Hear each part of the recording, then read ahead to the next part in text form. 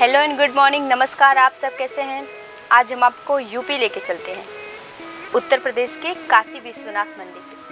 कहते हैं भगवान शिव के त्रिशूल पर विराजमान है बनारस। तो चलिए जानते हैं। भगवान शिव के त्रिशूल पर विराजमान है समूची काशी नगरी। उत्तर प्रदेश में काशी यानी वाराणसी को भगवान शिव की नगरी भी कहा जाता है।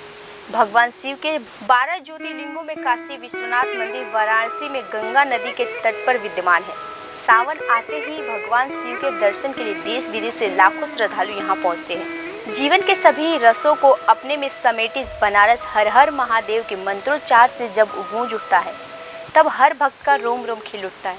मंदिरों में बजती घंटियाँ और मंगल आरती नज़ारा जिसने देख लिया, समझो उसने साक्षात भगवान शिव के दर्शन कर लिए।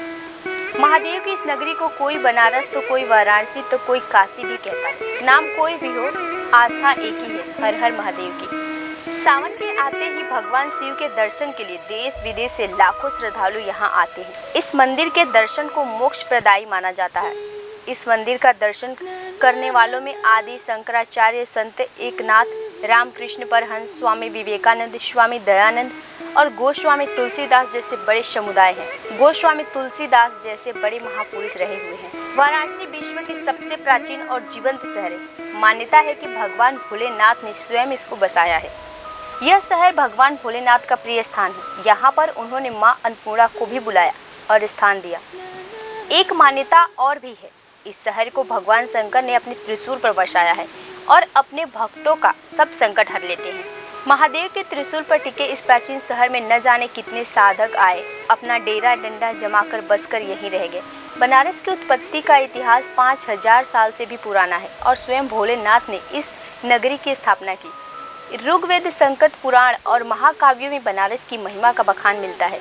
इस धरती पर बनारस ही ऐसा शहर है जो अपने प्रारंभ से लेकर वर्तमान तक बसा हुआ है और दिन प्रतिदिन इसका विकास यात्रा लंबी होती जा रही है। हिंदू धर्म में काशी विश्वनाथ का अत्यधिक महत्व है। कहते हैं कि काशी तीनों लोकों की न्यारी नगरी है जो भगवान शिव के त्रिशूल पर विराजती है। मान्यता है कि जिस जगह ज्योतिर्लिंग स्थापित है वह जगह लोप नहीं होती, जस का तस बना रहता है। कहा जाता है कि जो श्रद्धालु इस नगरी में आकर भगवान शिव का पूजन और दर्शन करते हैं उसको समस्त पापों से मुक्ति मिल जाती है।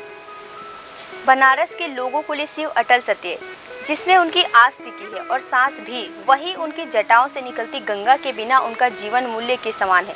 गंगा में डुबकी और हर हर महादेव के उद्योग के साथ उनके दिन का आरंभ होता है। कहते हैं कि बनारस गुरु घंटालों का शहर है और यहाँ की संकरी गलियों का ऐसा मकड़ा जाल है जिसका एक छोर कहीं तो दूसरा छोर कहीं और निकलता है। खान और पान का ऐसा गठजोड़ आपको बनारस से मिलेगा, वैसा आपको संसार में ढूंढने से नहीं मिलेगा। संगीत, साहित्य, योग, साधना का ये शहर केंद्र है, तो सच्चे गुरु वैराग की खोज में न जाने यहाँ कितने भटकते मिल जाएंगे। जीवन और मरण के बंधन से मुक्त के लिए बनारस लोगों की सूची में पहले स्थान पर आता है। बनारस दुनिया का एकमात्र ऐसा जगह है जहाँ पे लोग अपने प्राण त्यागने आते हैं। इसीलिए कहने वाले कह गए हैं कि जिस शहर के जीवन में इतने रंग और लोगों के स्वभाव में इतने रस घुले हो, उसका नाम बनारस से बेहतर कोई नहीं। बनारस की सुबह जितनी अलबेली होती है तो शाम उतनी ही सुरमई। यहाँ आने वाला हर यात्री इन दोनों पहर का आनंद लेने के लिए एक दिन जरूर रुकता है। यहाँ होने वाली गंगा आरती को देखना सौभाग्य का सूचक माना जाता है। आदि केशव से लेकर 80 घाट तक अर्धचंद्राकर बसे गंगा घाटों का अपना इतिहास है और यहाँ रहने वालों में अपने किस्से कहानियाँ सच मानो तो इन घाटों में एक पूरी संस्कृति रची बसी हुई है।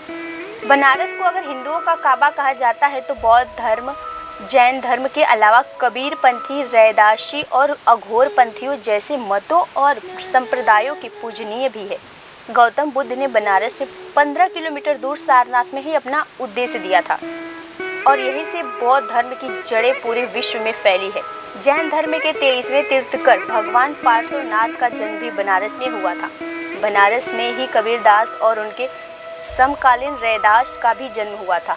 इसके अलावा बनारस में अघोर संप्रदाय भी है जिनकी साधना पद्धति आज भी रहस्यमय है और जिनके साधकों को दुनिया अघोरी के नाम से जानती है। दुनिया के लिए अघोर पंथ और अघोरी ऐसे अनसुने किस्से की तरह है जिनका रहस्य आज तक कोई नहीं समझ पाया। काशी विश्वनाथ में की जाने वाली आरती विश्व भर में प्रसिद्ध है। यहाँ दिन में 5 बार आरती आयोजित की जाती है। मंदिर योजना 2:30 बजे खुल जाता है। बाबा विश्वनाथ के मंदिर में तड़के सुबह की मंगला आरती के साथ पूरे दिन में 4 बार आरती होती है। भक्तों के लिए मंदिरों को सुबह 4 बजे से 11 बजे तक के लिए खोल दिया जाता है। फिर आरती होने के पश्चात दोपहर 12 बजे से साढ़े 7 बजे तक दोबारा भक्तजन मंदिर में पूजा करते हैं। साढ़े 7 बजे सप्तऋषि आरती का वक्त होता है। उसके बाद 9 बजे तक श्रद्धालु मंदिर में आ सकते हैं। 9 बजे भोग आरती शुरू की जाती है। इसके बाद श्रद्धालुओं के लिए मंदिर में प्रवेश वर्जित है। रात 10:30 बजे शयन आरती का आयोजन किया जाता है। मंदिर रात 11 बजे बंद कर दिया जाता है। वर्तमान समय की बात की जाए तो बनारस देश के प्रधानमंत्री का निर्वाचन क्षेत्र है और वो बड़ी लगन से बनारस की धरोहर को संरक्षित करते हुए उसके विकास की ओर गति देने से जुटे हुए हैं। बाबा विश्वनाथ धाम के नवनिर्माण का कार्य उनके निर्देशन में पूर्ण हुआ और काशी कॉरिडोर के रूप में अपनी छटा बिखेर रहा है। जो लोग बनारस को करीब से जानते हैं वो लोग कहते हैं कि भले दुनिया बदल जाए लेकिन बनारस जैसे सदियों से रहा वैसा ही रहेगा और जिएगा भी। निसंदेह ये सच बनारस को सार्थक भी करता है और संपूर्ण भी। आज का सेशन यही ख़त्म होता है। अगर आपको और भी इन्फॉर्मेशन चाहिए या फिर आप और भी जगहों के बारे में जानना चाहते हो तो आप मुझे कमेंट करें हेलो खुशी पर। Thank you.